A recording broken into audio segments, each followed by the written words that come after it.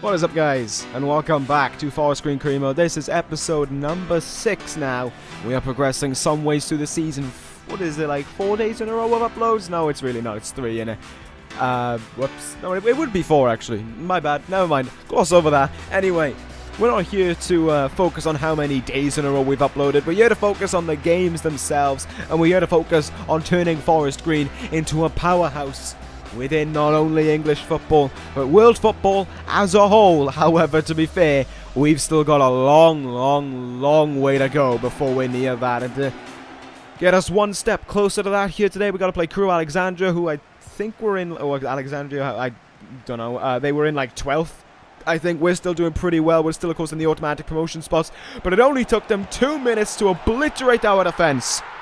And for Crewe to go 1-0 up very early on. In these last 2 episodes, our form has kind of been a bit rockety, especially the last episode. And it continued on here. Gaps in the defence. Bennett there, he technically speaking should have done a better job of intercepting that. And then there was just a giant hole for him to walk down and put that ball through Collins' legs as well to make it worse. So we move on here. It's now our turn to have a kickoff. We've just about hit 5 minutes into the match. And we've got a goal and we're looking pretty good here. Reece Brown goes around Bagayoko as if he isn't even there. Plays the ball across the box. James is all to himself and marked that one up as 1-1. Luke James with another goal on the season. Not the best of goals. More attention, I think, should be paid even to the assist by Reece Brown. How he's able to get past there, Bagayoko, like that is surprising. It's not even like he tried to get past him, but he does just that, and it's 1-1 after about 6 or 7 minutes of game. So it was very interesting to see that Crewe stayed on the attack, and how they didn't score with that opportunity, I'll never know. It was an incredible chance for them to get the lead heading into half-time, but they were given another opportunity. Corner here right before the break.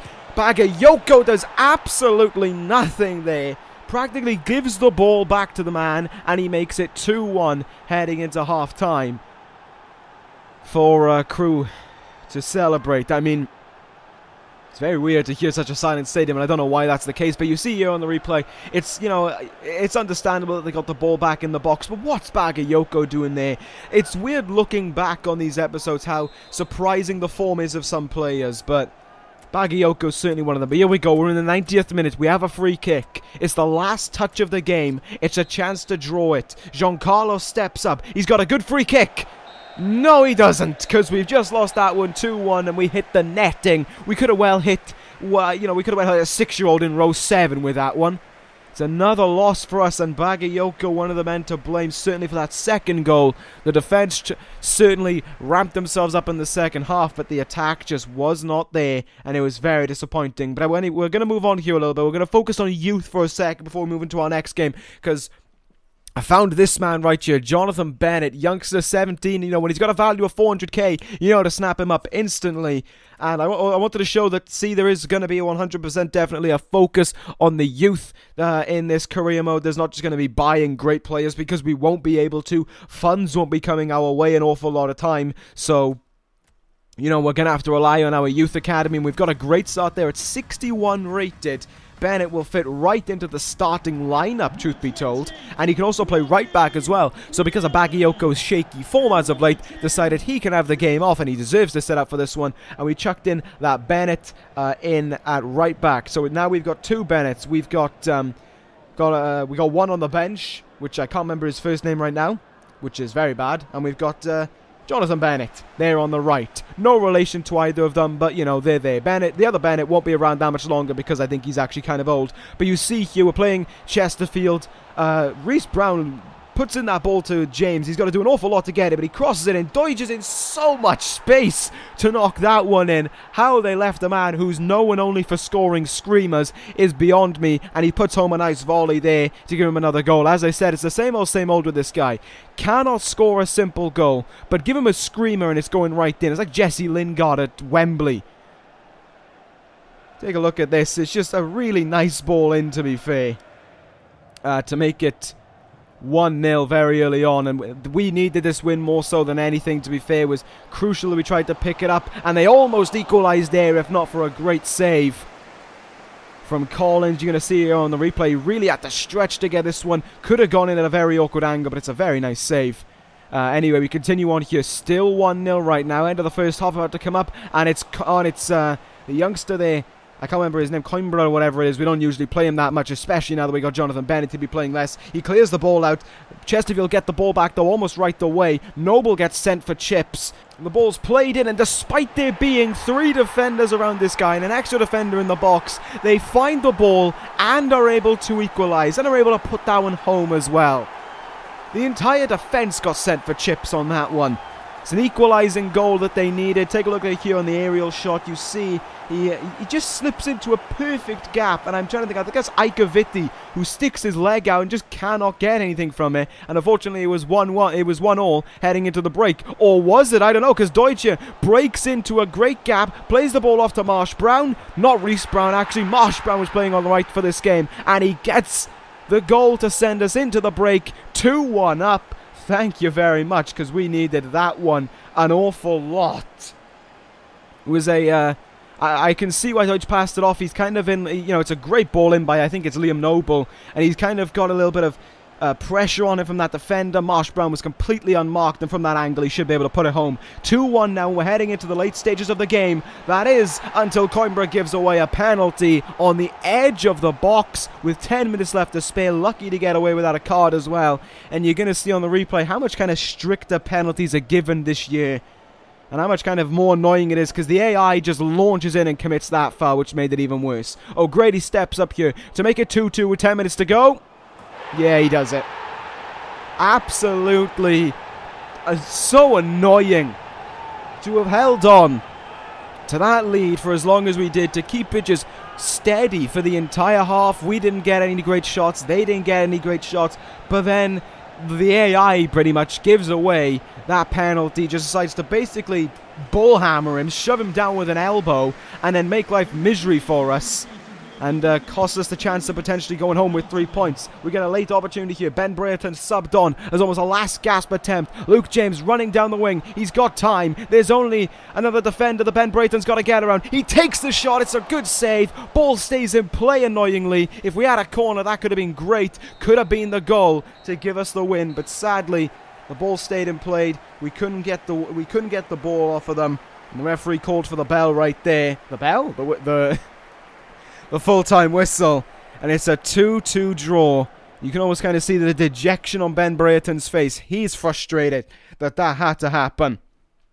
And yeah, I'm just as frustrated as him. It was one of those ones that we should have won without a shadow of a doubt, and that penalty just left a bad taste in my mouth. But, we can't dwell on it. We haven't got a win in this episode so far, but hopefully here at home to Cheltenham, we can get that win that we need, because we really need a victory here. 1 point from our last 2 games, not acceptable at all. And we're just waiting here, kind of basically ticking down the clock more so than anything. And thankfully, it looks as if everything is safe. We hold on here for a 2-0 win, a clean sheet as well, which is just what we need after these last few goals that we've given up. And it's 3 points. Finally, 3 points for us to take home in this episode. That is exactly what we needed. Still keeps us in that title hunt. I mean, I know it's still early days, but we need to stay in that title hunt for as long as we can if we want to stand a chance of getting into League One ASAP. But we turn our focus away from that for now and on to the FA Cup once more. Was it Oldham, I think it was, in this round? Following on in the last episode from, of course, having only just got out of the replay game that we had to play against Luton Town. We then play Oldham Athletic, who I think are a League One team, now that I put my mind to it. So another test year for a team a league above us, and we had a good chance early on there with Liam Noble, but it's a few minutes later on. John Carlos plays a whopping ball into Ben Brereton. Gerrard has no opportunities of catching up for him, and Ben Brereton back to his scoring ways once more. Yes, he kind of just had to run it in, basically, but he had to get to that defender, and he got to him as if he wasn't even there first, and then the ball's going in the back of the net. Look at how, even with the ball, even with the dribbling he has to pull off, Gerrard gets nowhere near him, and it's 1-0 there in about 15 minutes in for Ben Brereton, and John Carlos plays another great ball into Brereton. He's past Gerrard as if he isn't there, crosses it across the box. Reece Brown is there for probably my favourite cross goal that I've scored this game it is in FIFA so far, in FIFA 18 even. It's a lovely ball into Brereton. It's like you can't even see Brown until he gets his foot on the ball in that shot. It's incredible. Slides in. Not even marked there by that fullback, and it's 2-0. Dismay there for Oldham Athletic. We headed into the break 2-0 with a chance of sealing this game off for good already, well and truly in our hands. And we continue on here. 65th minute now. Goalkeeper started this one, gets passed off. Figueira into Brereton. What a day for this man. 2 goals and an assist. Thank you very much, Ben Brereton. That ball in from Figueira was really nice. The defence, once again, when you play in a through ball, Oldham's defence just seemed to stop, and you see it here. Tiny gap there between the, well, no, I guess a relatively larger gap than what that I thought it was. And Brereton's able to run around the defender and then pick up the ball. Oldham's defence there cost them big time, and we go through to the next round of the FA Cup with a fairly dominant 3-0 win. Thank you very much. I'm happy to take that one home. But while the FA Cup isn't as important to us as the league, that means, of course, we have to focus on the league and focus getting another win in this episode. And it is exactly what we need to do here, and it is exactly what we should do as well, taking on Grimsby Town. They are second bottom in League 2, and we are second. So this should be an easy win for us. We're away from home, yes, but our form away from home in League 2 recently hasn't been that good. I mean, you just saw it. We just drew away from home, but then again, we lost at home as well. But, you know, we came off that 3-0 win. Morale was high in my mind. We finally were able to bounce back, but this was one of the most dire games I've ever seen. The worst game I've played in this Crewe mode thus far. You know it's bad when what you just saw there was a highlight.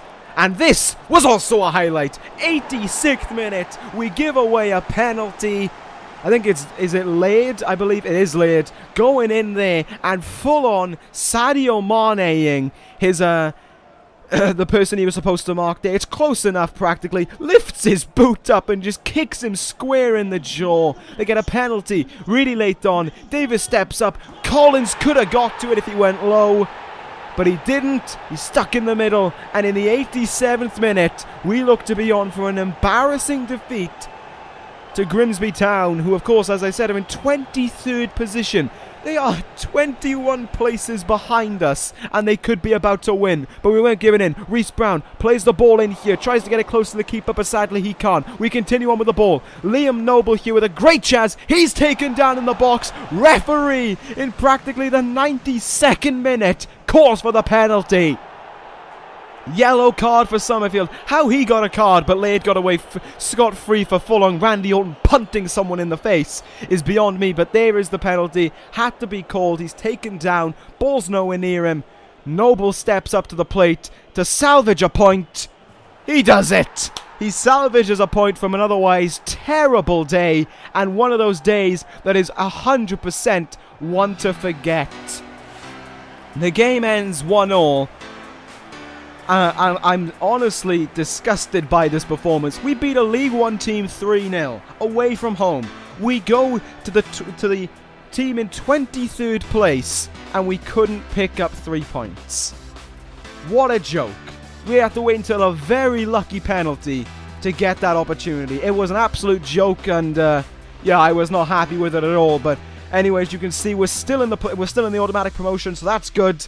And coming up in the next episode, which will be now on Thursday, sadly, we have got a huge game to start things off against Luton Town. But I'll see you on Thursday for the next one, guys. That ends the episode of Crewe. Thank you guys for watching. Take care, guys. And ta-ra.